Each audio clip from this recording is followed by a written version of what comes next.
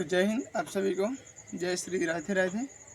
आप सारे बच्चों को नवरात्रि ये दुर्गा पूजा के ढेर सारी शुभकामनाएं। तो उम्मीद है कि आप लोग अच्छे होंगे, स्वस्थ होंगे और खा पी के रेडी होंगे कि हम लोग आगे की यात्रा को तय कर पाए। तो आज हम लोग बात करने वाले हैं पॉलिटिकल साइंस का, जो कि भारत की स्वतंत्रता 1947 में हम लोग बात करेंगे। उससे पहले थोड़ा हम लोग जानकारी ले लेते हैं कि हाँ, भारत की स्वतंत्रता में जो महत्वपूर्ण रोल निभाए हैं, जो संगठन, ये सारी चीज़ें, जिस पर हम लोग क्विट इंडिया मूवमेंट की बात करेंगे, भारत छोड़ो आंदोलन के बारे में, और किस तरह ठीक है जो आज़ाद हिंद फौज हमारे देश को स्वतंत्रता दिलाने में उनका योगदान रहा है। ठीक है, तो ये सारी बातें पर हम लोग बात विचार करेंगे पॉलिटिकल साइंस से, और हम लोग जनरल कंपटीशन की तैयारी कर रहे हैं। ठीक है, तो आप वन लाइनर क्वेश्चन जो आपको मिलेगा ऑब्जेक्टिव, तो ये सारी बातें, और आप क्या है कि आप थ्योरी क्लास कर रहे हैं तो आप अति भी दे सकते हैं, जो कि मुख्य परीक्षा जैसे मेंस हो जाते हैं, लिखित परीक्षा भी आप दे सकिएगा।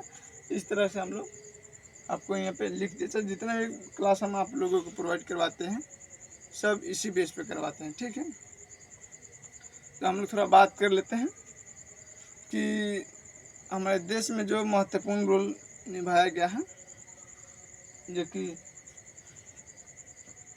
बहुत सारे आंदोलन हुई, जो कि आप उसमें 1857 की क्रांति है, और जलियांवाला बाग हत्याकांड जो कि 13 अप्रैल 1919 को हुआ था। फिर आप जानबे करते हैं कि हमारे देश के वीर जवानों ने, भगत सिंह, राजगुरु, सुखदेव, चंद्रशेखर आज़ाद, सब जो राष्ट्र बिहारी बोस, ये सारे लोग देश के आज़ादी के चढ़ावे चढ़ गए। देश की जनता को खुशी के लिए, आज़ादी दिलाने के लिए अपने जानों के न परवाह करते हुए उन्होंने यह अपना योगदान दिया है। उसी में से एक व्यक्ति हैं सुभाष चंद्र बोस, जो कि उन्होंने यूपीएससी क्रैक करके, उनके पढ़ाई करके उन्होंने उस पद को त्याग दिया, जिस पद के लिए आज हम सारे लोग देश का, अपने घर का सारे चीज़ को हम लोग छोड़ देते हैं। यह कह देते हैं कि नौकरी सबसे बढ़ के आते। जैसे एक शायरी है कि ऐसा क्या पाना था कि खुद को खोना पड़ा। ठीक है, कि ऐसा दुनिया में क्या पाना है खुद को खो देना ही पड़ जाए, जो अपने से दूर रखे, अपने खुशियों से दूर रखे। अगर खुशी पाने के लिए दुख करना हो तो खुश किस काम का होगा। हाँ, अक्सर वर्तमान में यही हो रहा है कि लोग खुश रहने की चेष्टा कर रहे हैं, बाकी दिन रात दुखिए ना, खुशी खोजने के चक्कर में दिन रात दुख में डूबे रहते हैं। तो चलिए, भगत सिंह ने सुभाष चंद्र बोस पर हम लोग थोड़ा बात करते हैं कि सुभाष चंद्र बोस देश के आज़ादी में उनका क्या योगदान रहा है, आप सभी जानते हैं। उनको पकड़ने का आदेश दिया तो बहुत दिन अपने घरों में छिप के रही। ठीक है, और कुछ दिन घर के आसपास जिधर उधर भटकते रहे, फिर वहाँ से चले गए जर्मनी, जो कि आप जानते हैं हिटलर के बारे में। सब लोग जानता है कि हिटलर क्या है, कैसा व्यक्ति था। तो यहूदियों के साथ क्यों इस तरह का बिहेवियर करता था कि उनको एक कमरे में प्रेम से बुला के बैठा के उसको पैक करके उसमें जहरीली गैस छोड़ देते थे, और एक वहाँ पे जिसमें वो सब पैक करके जहरीली गैस को छोड़ते थे, उसमें एक शीशा लगाए हुए थे, जो कि वहाँ से वो अपने निकल के जहरीली गैस छोड़ के और बाहर से जाके देखते थे कि यहाँ कैसे मर रहा है तरफ तरफ के दिन, तो उनको आनंद आता था। तो आप जानते हैं कि वर्ल्ड हिस्ट्री में हम लोग ये बात को डिस्कस करेंगे कि हाँ, हिटलर क्यों ऐसा करने पर विवश हुए, उनके ऊपर क्या मजबूरियाँ थी, तो सब सारे हम बात करेंगे। बट जो प्रथम विश्व युद्ध जो हुआ था, जिसमें ब्रिटेन की तरफ से हमारे कुछ देशवासियों को जो पैसे के देकर वो सैनिक बना के ले गए थे विश्व युद्ध में लड़ने के लिए। और आप जानते हैं कि 2 गुटों सैन्य गुट थे, जिसमें एक में जर्मनी और इटली और जापान थे, और दूसरा जो गुट था उसमें बड़े बड़े देश थे, अमेरिका था, ब्रिटेन था, रसिया था, फ्रांस था। ये सारी कंट्रियाँ एक तरफ, और जर्मनी और इटली और जापान जितने भी ये गुट थे अलग थे। ठीक है, तो 2 गुट थे, जिसमें ब्रिटेन की तरफ से हमारे देशवासियों को सैनिक बनाकर यूं ही ले गया था, जिसको कोई परीक्षण उक्षण नहीं दिया था। तो हिटलर कह लीजिए कि सारे देश के लिए कि हिटलर ऐसा सबके लिए एक तनाशा है कि हमारे देश के लिए आप ये कह सकते हैं कि हमारे देश के लिए वो हमारी आज़ादी में एक वरदान साबित हुआ, जो कि उन्होंने हमारे देशवासियों को मारा नहीं। जो हमारे देश के जो आर्मी बन के ब्रिटेन की तरफ से लड़ रहे थे उनको मारे नहीं, बट कि उनको पकड़ के कैद में अपने के लिए बस में के लिए जेल में रख दिया। फिर जब 1914 से 1919 में प्रथम विश्व युद्ध खत्म हो गया, फिर उसके बाद सारी चीज़ थोड़ा नॉर्मल खोटखट चलने, फिर 1939 से जो द्वितीय विश्व युद्ध शुरू हुआ, ठीक है, और उसमें जो सैनिक लगभग गए थे सब मिला के टोटल 3-4 लाख सैनिक जो कि हिटलर का बंदी बना लिया गया था। तो जब सुभाष चंद्र बोस जर्मनी पहुंचे हिटलर से मिलने, तो हिटलर का जो 2 कॉपी था लगभग समथिंग 5 गो था। ठीक है, क्या कि हिटलर जाहिर सी बात है कि उस समय का सबसे बड़ा तनाशाह व्यक्ति था। जैसे कि आज एक डेट में देखिएगा कि जैसे भी ट्रम्प कर रहे हैं, एक तरह से तानाशाही ही कर रहे हैं, जो कि किसी भी देश पर किसी तरह के पाबंदी लगाते रहे हैं, टैरिफ बढ़ा दे रहे हैं अपने भारत पर। पहले 25 किया, फिर 50 किया, फिर 25, फिर उसके बाद अभी बताया गया था कि रसिया और यूक्रेन के बीच में जो वार चल रहा है, तो उसको अगर भारत ना रोकाए तो भारत के ऊपर 75% कर दिया जाएगा। ठीक है, तो एक तरह से समझिए कि तानाशाही हो रहा है। बाकी जब बात हुआ, जब वो पहुँचे उनके ऑफिस, तो पहले हिटलर का फर्स्ट 2 कॉपी आया, सारे सैनिक देख के चौंक गए और सॉलिड मारे, जय हिंद सर, जय हिंद सर। बट सुभाष चंद्र बोस कोई रिस्पॉन्स नहीं दिए उनको। वो बोले हाय आई एम हिटलर, तो उन्होंने कुछ नहीं है, ना हाथ मिला कुछ बोले कि सीधा बोले कि आप जाइए हिटलर के भेजिए। ठीक है, फिर वो चले गया, फिर दूसरा है, तीसरा, इसी करते करते पूरा सैनिक अचंभित हो जाते और सैल्यूट दे देते। जब लास्ट में ओरिजिनल हिटलर आया, यानी हिटलर खुद आए, तो स्वयं सुभाष चंद्र बोस उठ के बोले कि hi I am Subhash from to India. ठीक है, बट हिटलर अपना परिचय दिया, वो खुद पागल हो गया भाई कि कोई आदमी कैसे पहचान सकता है कि इतने हमारे जो सैनिक दिन रात हमारे साथ रह रहा है, खा पी रहा है, हमारी रक्षा कर रहा है, वो जब कंफ्यूज है कि पहचान नहीं पा रहा कि हिटलर कौन है, मैं हूँ कि ओरिजिनल कौन है। बट इस सुभाष जो कि इंडिया से फर्स्ट बार हमारे ऑफिस आया और हमारे 4-5 2 कॉपी को रिटायर करके ओरिजिनल हमसे बात करने लगा, चिन्ह कैसे। उन्होंने पूछा कि आप ये जानते कैसे कि आप हमको पहचाने कैसे कि हम ही हिटलर हैं। सुभाष चंद्र बोस बोले कि जो इतने बड़े बड़े कंट्री से लड़ता हो और यूं ही आके बोले आई एम हिटलर, तो कैसे आदमी पतिया लगे कि हाँ यही हिटलर। क्या कि उनको पता है कि उनके पीछे कितने लोग शूटर जो कि मारने के लिए भेजे होंगे। और कुछ और ठोस वजह बताएं, तो उनसे बातचीत हुई कि हाँ आप जितने भी हमारे भारतीय सैनिकों का आप पकड़े हुए हैं हमको सौंप दीजिए, हम उसको ले जाएंगे भारत और ब्रिटेन के खिलाफ लड़वाएंगे। ठीक है, तो जर्मन हिटलर बोला कि भाई ये कैसे संभव है कि जो आदमी जो सैनिक कुछ दिन पहले ब्रिटेन की तरफ से हमारे ऊपर वार करने आया था, उस आर्मी को कैसे फिर उसके खिलाफ लड़ाया जा सकता है। तो बोले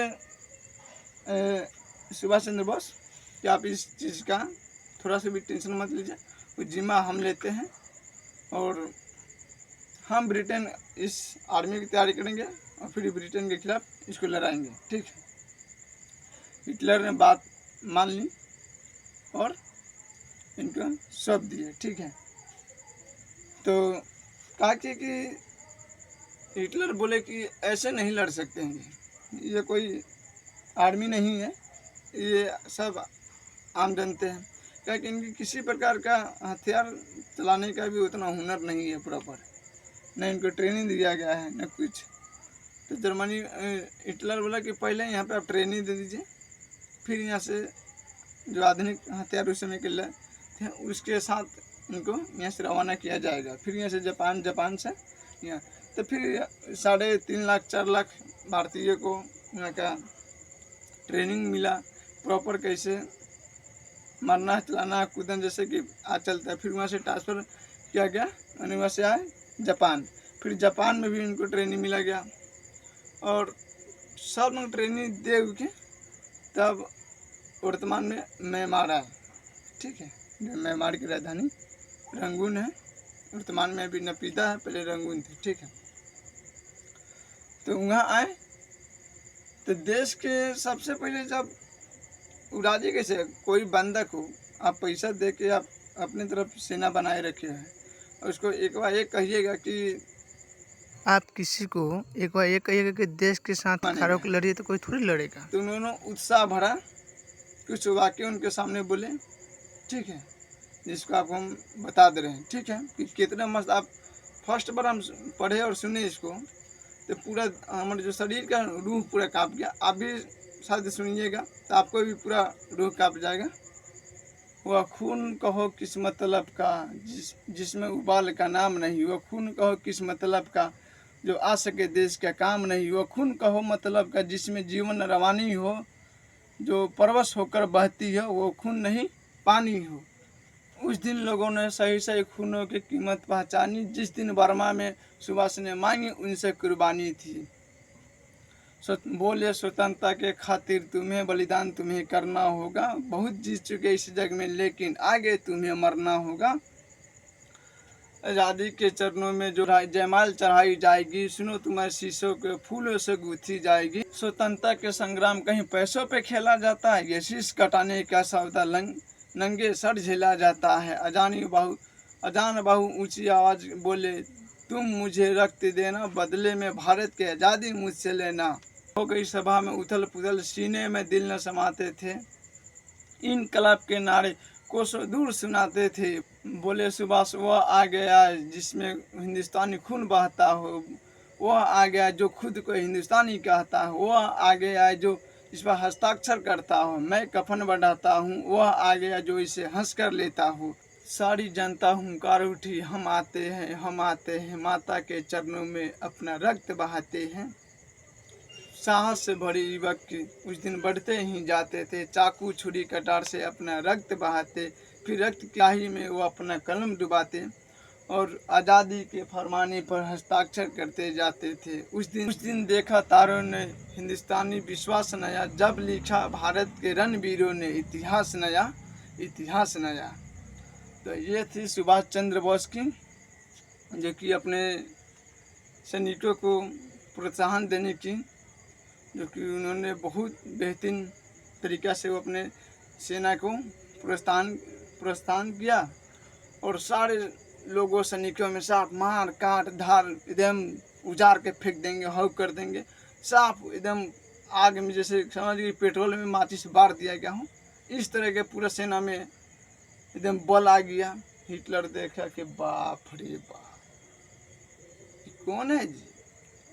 मैंने हिटलर माथा पीटने लगा कि भाई सबसे पहले तो आया तो हमको शॉर्ट किया है ना, हमारे फेजे उड़ा दिया कि जो सारे लोग कन्फ्यूज हो जाते, जो ये नहीं हो पाया, और फिर हमको पहचान लिया और इतने सारे 3-4 लाख महिला स्त्री पुरुष नौजवान सारे लोग के 2 मिनट में इंग्लैंड के खिलाफ जो कल इंग्लैंड के तरफ से लड़ने आए थे फिर हिटलर ने कहा कि हाँ, तो रियल बात है कि सेनापति कभी भी युद्ध जीता जाता है तो सेनापति के बल पे जीता जाता है। अगर सेनापति खूंखार है, चंडाल है, जो किसी पर हम दिल ना दिखाए, साफ जब छोड़ देवे तो धके एकदम काट के बराबर कर दे, रद्द कर दे। जैसे हिटलर के जब अंतिम समय में पूरा सेना उनको चारों तरफ से घेर लेते, उनका जो मुख्य अंगरक्षक थे वो बताए कि सर ऐसा बात है कि हम चारों तरफ से घिर चुके हैं।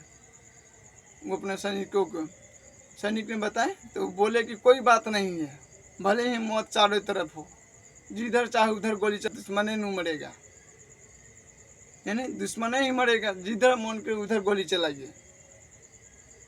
ठीक उसी तरह सेनापति को होना चाहिए, एकदम खूंखार चंडाल, जो कि साफ जब निकले, जब सेनापति युद्ध में कदम बढ़ाए तो एकदम सीना के एकदम सीना हो जाना चाहिए चौड़ा, एकदम जब मारे लगे तो एकदम दंदना के, और लाशे पर बैठ के खाए, उसके जेब से देखे कि कुछ रख ले तो ना है ना, ऐसा चंडाल होना चाहिए सेनापति।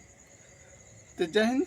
आप देखें थोड़ा इसमें के हम लोग आपको देश के आज़ादी के जो क्विट इंडिया मूवमेंट, आप तो खाली इतना ही जानते हैं कि तुम मुझे खून दो मैं तुम्हें आज़ादी दूंगा, ताकि इसका संपूर्ण कहानी कुछ इस तरह के लिखा गया।